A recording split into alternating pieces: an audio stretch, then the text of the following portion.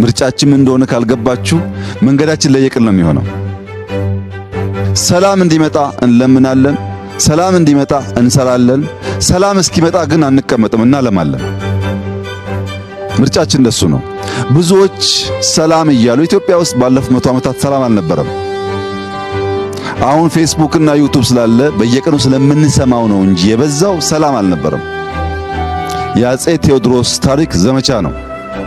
የአፄ ዮሐንስ ታሪክ ዘመቻ ነው። የመንግስቱም በኋላም የነበረው ሽፍታ ኢትዮጵያ ውስጥ ጠፍቶ አያውቅም። ወንበር ለማጽናትና ሽፍታ ለማሳደድ 100% የደከሙ መሪዎች ሶፍ ዑመርን ዘንግተውታል። ትርፍ ያገኘነው እሱን ነው።